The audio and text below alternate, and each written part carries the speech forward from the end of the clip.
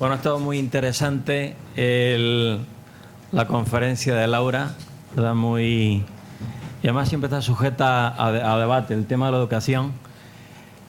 Como anécdota, en los 34 años de democracia llevamos 6 leyes educativas. Es decir, la educación se ha convertido en un campo de batalla ideológica.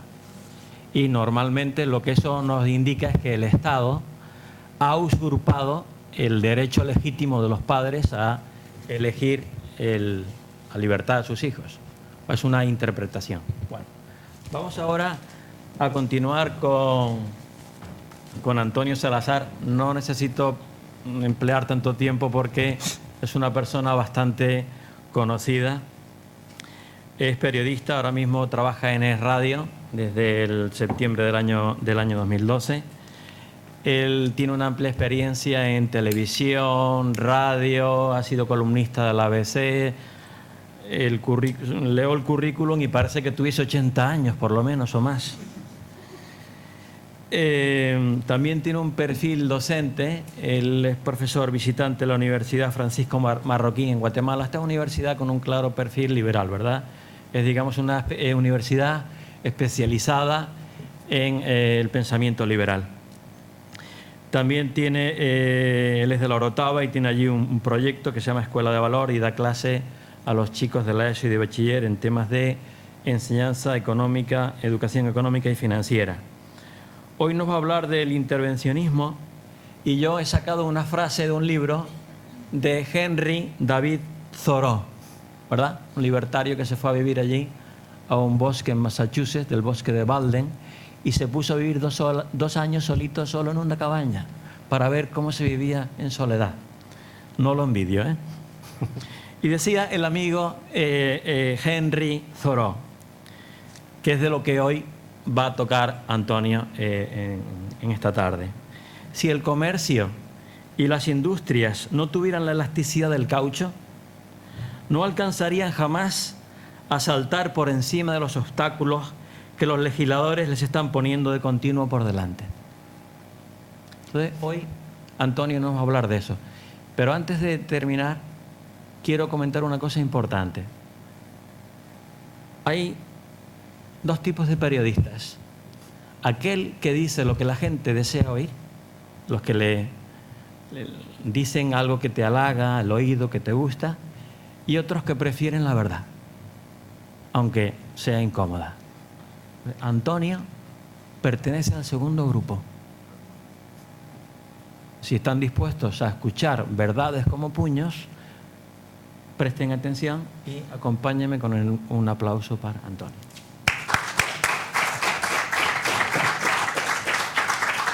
Bueno, muchas gracias por esta amable y exagerada presentación. Y estoy además muy complacido de poder estar este ratito aquí con ustedes. Observo caras que me resultan muy familiares. Efectivamente, la idea es hablar sobre la moratoria turística como un ejemplo de planificación y de intervencionismo, que además me parece que ha contado con un amplio respaldo de la sociedad de manera injustificada, ¿no? Entonces, la idea, espero que no se me asuste mucho, la idea no es hacer una larga exposición de intervenciones y de afirmaciones de teóricos del liberalismo, pero sí porque quiero partir de algún lugar, ¿no? Y me gustaría hacerlo con esta cita de Ludwig von Mises, donde dice que el intervencionismo no es un sistema económico, es decir, no es un método que permite a quienes lo adoptan conseguir los objetivos apetecidos. Es simplemente un sistema de procedimientos que perturban el funcionamiento de la economía de mercado, obstaculizando la producción e impidiendo que las necesidades humanas sean satisfechas. No hacen más ricos a los ciudadanos, sino al contrario, los hacen más pobres. Añade además que bajo el intervencionismo, esas medidas pueden proporcionar ciertas ventajas a ciertos grupos de individuos que efectivamente se pueden enriquecer, mientras que otros necesariamente van a experimentar pérdidas. Y yo creo que esa es una consecuencia de lo que hemos vivido con la moratoria turística.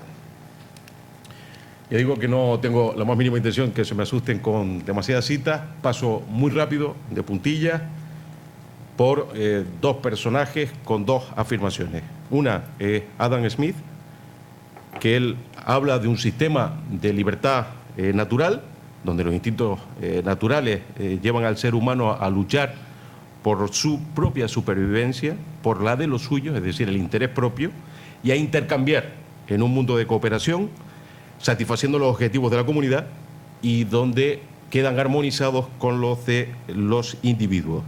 Así que, buscando su propio interés, se alcanzarían también fines sociales. A veces los libertarios, los liberales, tenemos la tentación de reducirlo todo al individuo, y al individuo hay que entenderlo como alguien que coopera necesariamente, no vive como el autor de Desobediencia Civil que citaba José, como una anacoreta, es decir, perdido en un lugar sin relacionarse con nadie. Y Hayek, a quien tienen también en otra fotografía, esto que explicó hace un momento es la famosa metáfora de la mano invisible a la que se refería Adam Smith, ¿no? Y Hayek habla de un orden espontáneo, donde la gente cooperando va construyendo pues un amplio orden de cooperación, de colaboración y de ganancia para todos. Obviamente eso no es lo que tenemos aquí, y a mí me gustaría explicar en origen qué lleva además a que contemos con una moratoria turística. Luego explicaré qué es la moratoria turística y por qué me ha parecido siempre tan grave la moratoria turística. Y hay que partir de que los políticos normalmente sugieren que si el fin que persiguen es admirable, los medios usados para conseguirlo no pueden tener contención. Entonces, parten de un supuesto muy celebrado por ejemplo, los medios de comunicación, donde se analiza casi siempre por sus intenciones a la planificación. Si el objetivo es bueno, el resultado, hombre, vamos a darle un margen de confianza para observar hacia dónde marcha. Como ustedes saben, y si no se lo digo yo, a la economía de mercado nunca se la juzga por las intenciones, solo por los resultados. En principio, ahí tenemos una disparidad en origen. A la planificación se la juzga por las intenciones, a la economía de mercado se le hace por los resultados. Por tanto, creo que sería preciso acotar el margen sobre el que pueden intervenir los planificadores. Y además colocando a cada uno en su justo sitio. No voy a apelar por la ausencia absoluta de gobierno, pero sí que cada uno sepa exactamente en el lugar en el que se encuentra. Me sugiere mucho esa afirmación. El mercado nos da múltiples alternativas, normalmente el planificador nos da una única alternativa. ¿De dónde surge la idea de la moratoria? Bueno, primero, probablemente de una campaña que existía y que algunos recordamos porque tenemos canas suficientes como para que eso ocurra. Y efectivamente hubo un momento que había una campaña sistemática de ciertas organizaciones que planteaban que no podíamos seguir creciendo ilimitadamente. Y además pedían a los políticos que actuaran para que no creciéramos ilimitadamente. Ahora veremos cómo para ello siempre han utilizado exageraciones intencionadas, ¿no? Entonces, es cierto que si hay una campaña muy intensa e inmediatamente es acogida con entusiasmo, por ejemplo, los medios de comunicación, es muy difícil que los políticos sean capaces de contenerla. Entonces, si encima además tienen una acomodaticia clase política, probablemente las cosas puedan salir de la forma que espera el poder político. Hay que recordar que antes de limitar el número de camas turísticas, ya el gobierno había limitado el número de metros cuadrados de superficie comercial. A mi juicio, la lógica que se esconde es la misma. Hay una autoridad omnisciente, es decir, con un conocimiento superior en todos los órdenes, que sabe en cada momento lo que la gente necesita y lo que cabe que es una cosa muy interesante. Entonces, bien era la superficie comercial, bien saben las camas turísticas, bien la población, o bien, en el último caso, el número de licencias de taxis, por ejemplo, en Santa Cruz de Tenerife, donde una autoridad dice exactamente el número de licencias que son necesarias. En aquel momento se utilizaba además algo que puede parecer intuitivo, y es que Canarias no podía crecer por encima del 1,5% del PIB, porque entonces inmediatamente se ejercía un cierto efecto de atracción.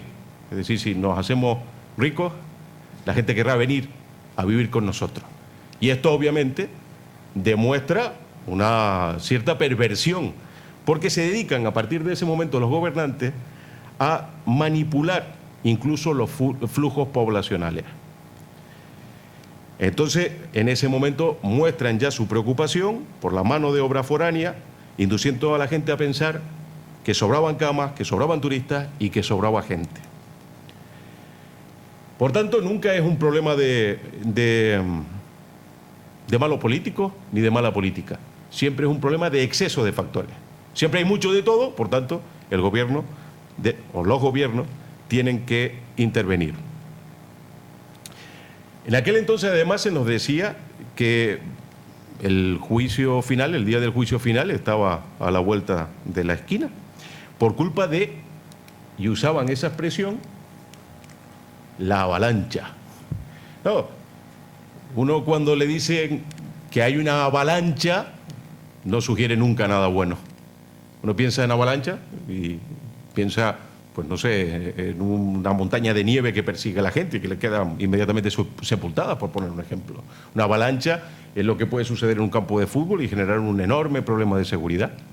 Entonces, a veces los políticos son muy malos, pero nunca son muy tontos e inducen a pensar cosas usando la retórica que casi nunca resulta inocente. En la exposición de motivos de aquella primera norma turística se decía que corríamos el riesgo de alcanzar los 34 millones de turistas. Canarias en su mejor año no ha pasado jamás de 12. Y crearon una norma cuya exposición de motivos dice 34 millones. Es el número que alcanzaremos en el supuesto de no intervenir. Oiga, si hay que juzgarlo por las intenciones, han tenido un éxito impresionante. No hemos llegado a los 34 millones. Afortunadamente, cabría decir, para sus intereses. No estoy seguro de que a las islas no le hubiese venido algo mejor, sobre todo en los últimos años, ya no digo 34, que ojalá 18. No haberse metido a interrumpir el cauce normal que hubiese dado el mercado.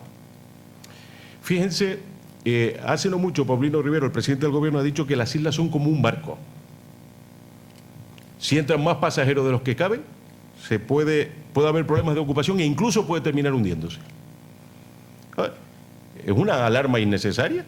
O sea, una isla no puede ser un barco. La metáfora, por tanto, va destinada a captar la atención de los menos prevenidos. Las islas, ¿cómo se van a hundir? Podemos tener más o menos gusto por compartir una isla más o menos habitada, pero hundirse no se va a hundir.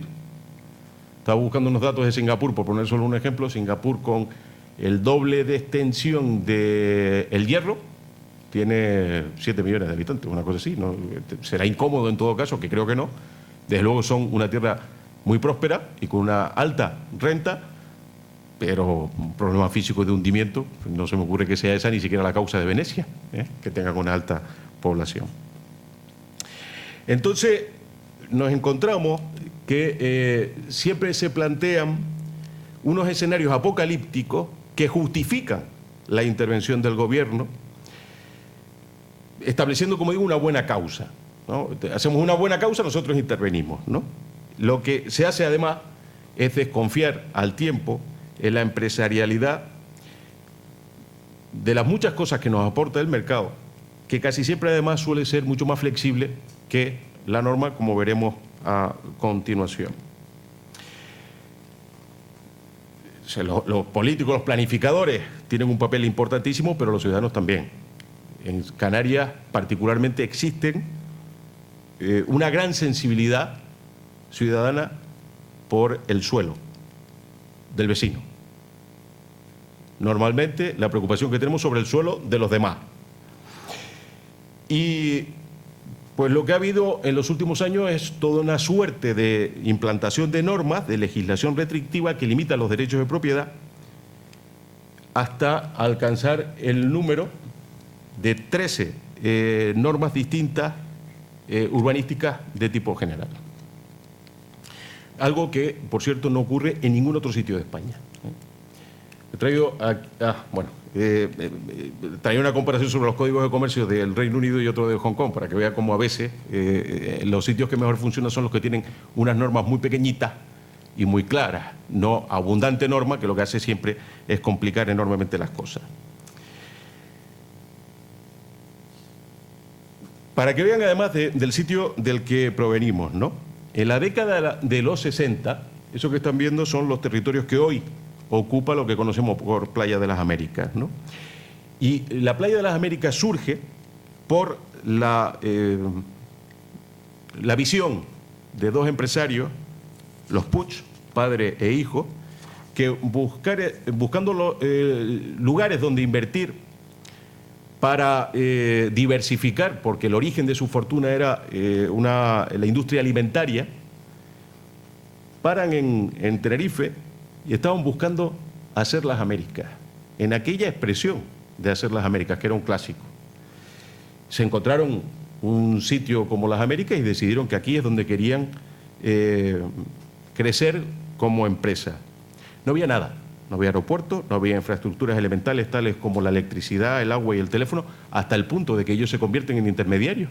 Es decir, ellos compraban, pues Telefónica no quería ir, la empresa de electricidad entonces tampoco, ellos lo que hacían era compraban y vendían ese tipo de infraestructura porque no existía.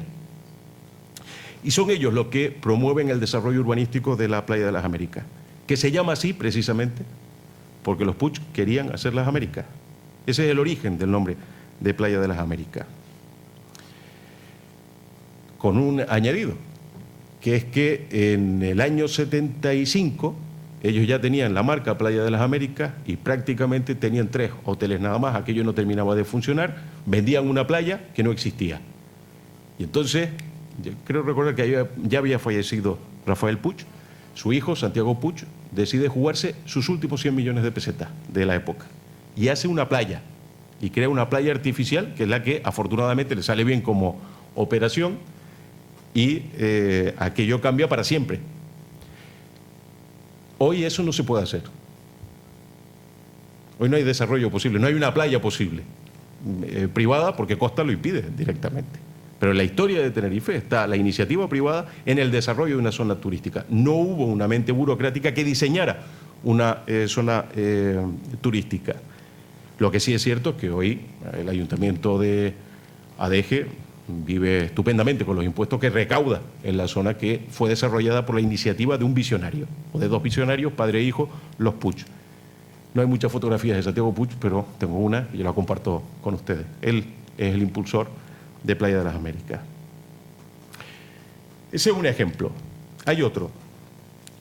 A finales de la década de los 80 existía una empresa tabaquera que se enfrentaba a una complicada coyuntura que estaba provocada por los apresurados cambios que se empezaban a vivir en el sector, con el agravante de un monopolio estatal en proceso de privatización que distorsionaba la competencia.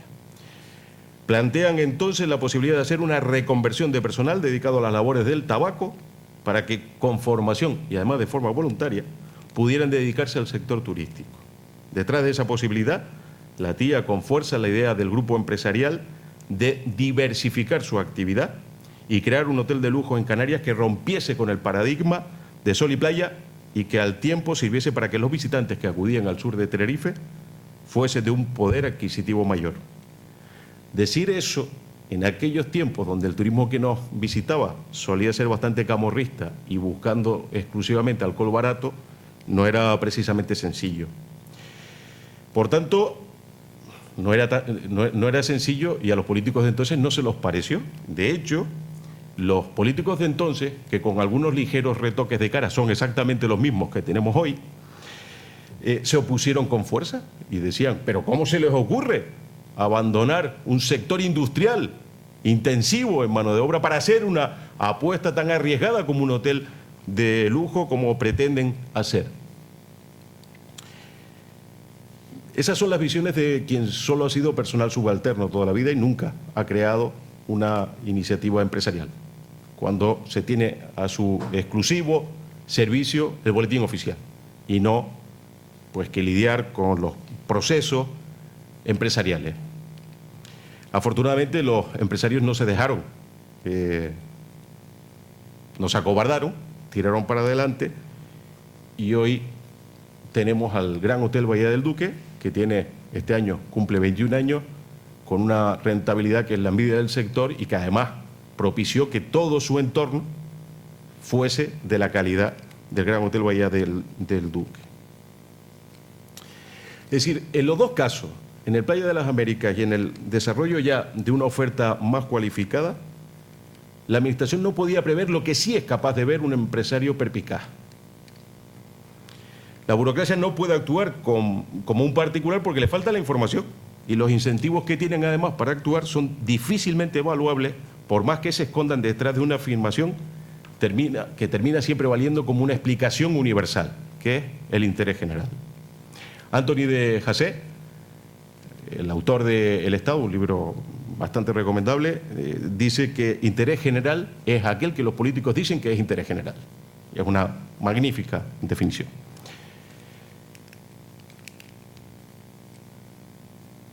Y aquí tienen algo de esto. El Parlamento Autonómico decreta que una parcela concreta, la del Grupo Fedola, que está muy cerca del Bahía del Duque, es de interés general. Proyecto aprobado y declarado de interés general para Canarias por el Parlamento Autonómico. ¿Puede ser esto algo que satisfaga a alguna mente burocrática, pero para los que creemos en la economía de mercado, pues obviamente no nos resulta nada satisfactorio, nos parece una monstruosidad? La información de mañana está hoy por crear y nada nos dice que lo que estamos siendo capaces de prever se tenga que cumplir en la misma medida que nosotros planificamos. Porque el mundo, en definitiva, es eso, es cambiante. Las condiciones del mercado lo son también. El mercado entendido además como el conjunto de millones de personas que descubren cada día desajustes que se producen en la sociedad, porque eso es lo que hace en realidad un empresario. Y necesitan ciertas guías. La seguridad jurídica es una, los precios son otras, y los gobernantes lo que se dedican inmediatamente, de manera interminable, es a interferir en esos procesos de mercado. Entonces, uno se plantea, ¿qué había pasado si los propietarios de aquella industria no le hubiesen hecho, o sea, le hubiesen hecho caso a la Administración, hubiesen desistido de hacer el Gran Hotel Bahía del Duque? ¿Qué habría pasado? ¿Qué habría sido de sus vidas? Pues probablemente o bien estarían arruinados, que es una posibilidad no descartable, viendo cómo evolucionó luego el sector del tabaco, o bien hubiesen vendido la empresa y con la fortuna se hubiesen retirado a un lugar paradisíaco, o estarían en otro sitio invirtiendo en el que fuesen más amables con los negocios ajenos que el que teníamos aquí. Pero esta era la que buscaba, porque esto, ¿qué ha sido de los políticos que inducen a cometer un error fatal a un empresario? Pues ahí lo tienen. Es decir, probablemente los políticos que son los de hoy, los mismos que estaban en aquella época, estarían disfrutando plácidamente de su existencia, porque no existe una correlación entre su actividad, el fruto de su, perdón por la expresión, diarrea legislativa y las consecuencias de ella. Hay una expresión de Friedrich Hayek, bueno, en realidad es un discurso que es con el que recogió el Premio Nobel de Economía, que lo llamó la pretensión del conocimiento. Y eso me parece esencial también, porque el burócrata siempre cree que tiene una información privativa que puede aplicar y que se va a cumplir exactamente los términos que él plantea. Hay una cuestión también muy llamativa, y es que, por alguna razón que nunca termina de ser explicada, parece que nosotros, con la actividad turística que ha generado tanta riqueza, lo que hemos hecho es romper un idílico lugar en el pasado. Y nada de eso es cierto. Es verdad que en esas afirmaciones apocalípticas de las que hablaba hace un ratito, siempre nos inducen a pensar que tal cosa pudo haber sido. Pero no es cierto. Las zonas turísticas no se construyeron reemplazando a otra actividad productiva. En realidad, buena parte de las zonas turísticas se han desarrollado sobre zonas en las que no existía nada más que desierto. Pero ojo, y pensemos de nuevo sobre aquella sugerente afirmación de la avalancha, y pensemos que las zonas turísticas en total, en Canarias, aproximadamente son el 8% del total del territorio. El 8%. En Tenerife, sin ir más lejos, el 50% está protegido. Es decir, el 8% del territorio de las islas se dedica a una actividad que nos ha dado pues, muchísimas cosas como natural durante tantos años.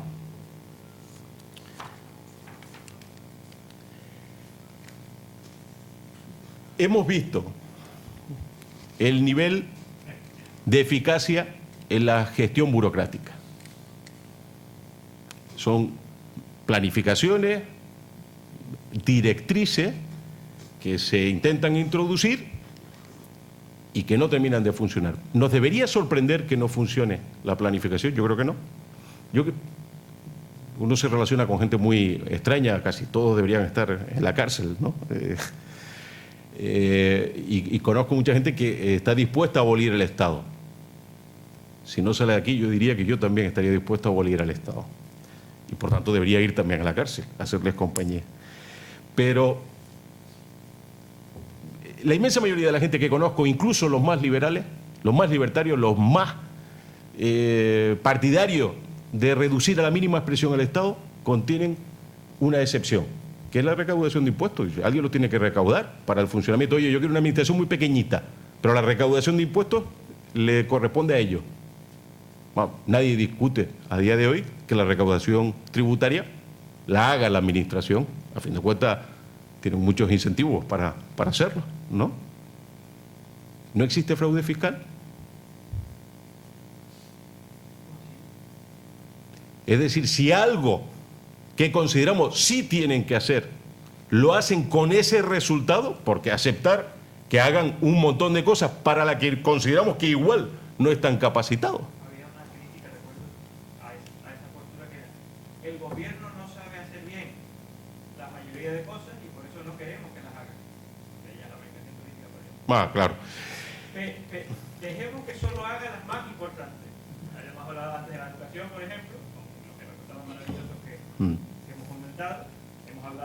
Hablamos de la sanidad y podemos hablar de las cosas realmente importantes que son las que le tenemos que dejar al gobierno. Yo cada vez le dejaría menos cosas. En el caso concreto del turismo, hay algunos estudios realmente llamativos sobre encuestas, por ejemplo, de usuarios, ¿no? Sobre lo que la gente le gusta o lo que no le gusta cuando pasan sus vacaciones en Canarias.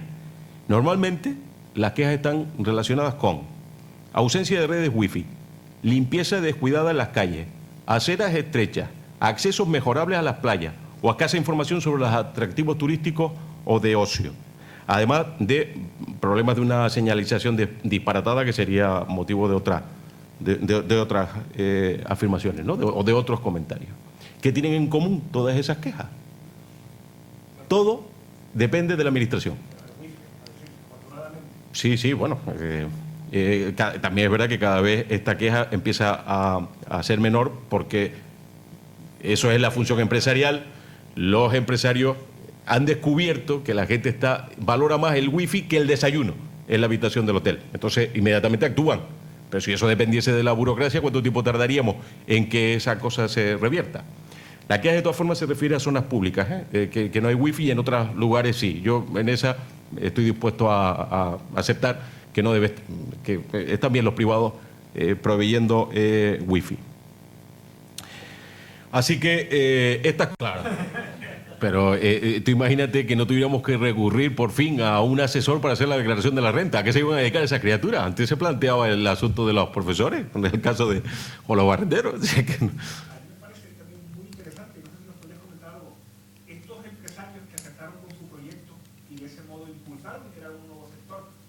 A mí me parece muy interesante también aquellos que lo intentaron y fracasaron, que yo creo que eso también es algo muy necesario.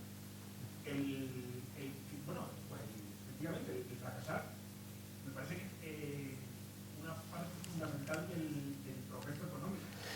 Sí, lo que pasa es que... Sí, sí. Lo que pasa, en España es el país de la OCDE donde menos se tolera el fracaso empresarial. Y no es fácil hablar de fracasos empresariales. No siempre, de hecho, la gente suele tener una cierta reticencia a esto. Siempre se dice además en oposición que en Estados Unidos es casi una herida de guerra y que tú vas al banco y lo que observas es las veces que te has equivocado, porque ya son conscientes de que salvo que seas muy alcalde no te vas a equivocar otra vez en lo mismo. Pero normalmente... En España eso no pasa. Los libros que se escriben sobre empresas son empresas triunfadoras. Y es verdad que algunos de esos empresarios triunfadores a veces admiten que cometieron errores. Pasa. Pero la historia de Playa de las Américas es de un éxito, básicamente. Es decir, y es de unos visionarios que, bueno... Hemos dicho que dentro de ese éxito hubo un momento decisivo en el cual pues, voy a morirme aquí. Al kamikaze y fue así. Millones que me quedan a construir la playa. Sí, fue así, tan es así que además fueron a hablar con sus primos que eran copropietarios de la empresa alimentaria y vendieron su parte. Es decir, es que ellos se jugaron la última peseta que tenían. Hombre, eran 100 millones de pesetas del año 75, era un dineral, pero con dinero propio, con recursos propios, crearon una playa. Eso hoy es inasumible, es decir, no se contempla. Es ilegal.